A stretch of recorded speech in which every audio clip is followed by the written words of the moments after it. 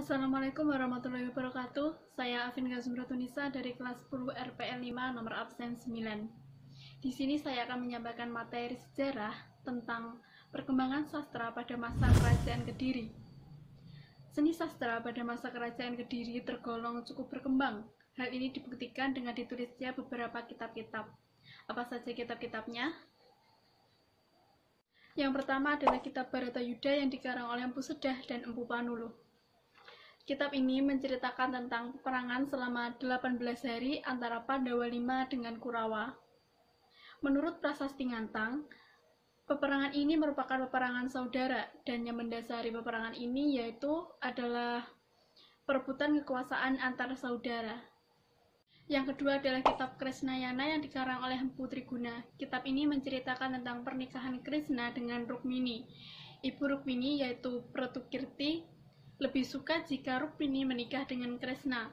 Mendekati hari besar, Suniti dan Jarasandha pergi ke Gundina.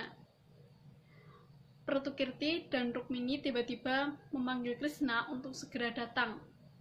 Rukmini dan Krishna melarikan diri dan diikuti oleh Suniti, Jarasandha, Rukma beserta pasukannya. Krishna berhasil membunuh mereka semua dan hampir membunuh Rukma, namun dihalangi oleh Rukmini. Akhirnya mereka pergi ke Dwarawati untuk merayakan pernikahan mereka. Yang ketiga adalah kitab Smaradhana yang dikarang oleh Empu Darmaja. Kitab ini menceritakan tentang sepasang suami istri yaitu Kamajaya dan Dewi Ratih yang menggoda Dewa Shiva ketika sedang bertapa.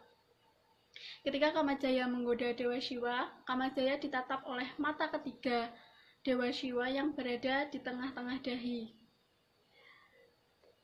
Lalu Dewi Ratih melakukan pembelaan dengan menjeburkan diri ke dalam api yang membakar suaminya. Yang keempat adalah kitab Tubdaka yang dikarang oleh Empu Tanakung. Kitab ini dikarang pada masa Raja Kameswara. Kitab ini menceritakan tentang pemburu yang bernama Lubdaka. Sebagai pemburu, tentunya dia sudah banyak membunuh. Namun suatu ketika, dia melakukan suatu pemujaan istimewa terhadap Dewa Shiva, sehingga rohnya yang seharusnya masuk neraka menjadi masuk surga. Kelima adalah kitab Gatotkaca-sraya yang dikarang oleh Empu Panuluh. Kitab ini menceritakan tentang pernikahan Abhimanyu, yaitu anak dari Arjuna dengan Siti Sundari atas bantuan Gatotkaca. Yang keenam adalah kitab Hariwangsa yang dikarang oleh Empu Panuluh. Kekawin Hariwangsa merupakan sastra Jawa kuno. Kitab ini menceritakan tentang Krishna yang merupakan titisan dari Batara Wisnu yang ingin menikah dengan Dewi Rukmini dari Gundina. Dewi Rukmini sendiri merupakan putri dari Prabu Bismaka. Rukmini juga merupakan titisan dari Dewi Sri. Yang ketujuh adalah kitab Arjuna Wiwaha yang dikarang oleh Empu Kanwa. Kitab ini menceritakan kisah Arjuna ketika dipenjara di Gunung Mahameru, dan para dewa merencanakan untuk menguji Arjuna. Akhirnya para dewa mengutus 7 malaikat untuk menggoda Arjuna.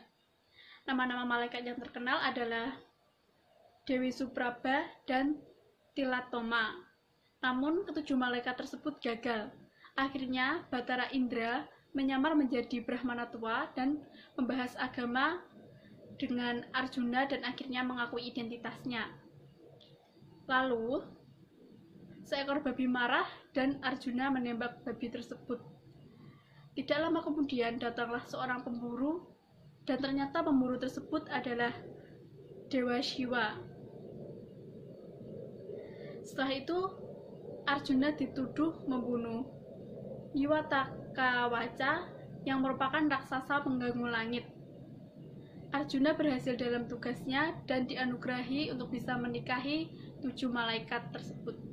Yang kedelapan adalah kitab Linghuaitaita yang dikarang oleh Zhou Hufei. Kitab ini menceritakan tentang kehidupan dan keadaan pemerintah di istana dan benteng pada masa Kerajaan Kediri. Yang kesembilan adalah kitab Mahabharata yang dikarang oleh Begawan Vyasa. Kitab ini menceritakan tentang konflik antara Pandawa V dengan sepupu mereka yaitu Kurawa yang memperebutkan sengketa hak pemerintahan tanah Hastina. Puncak dari konflik ini yaitu peperangan Bharatayuddha yang terjadi di tanah Kurukshetra, dan peperangan ini terjadi selama 18 hari.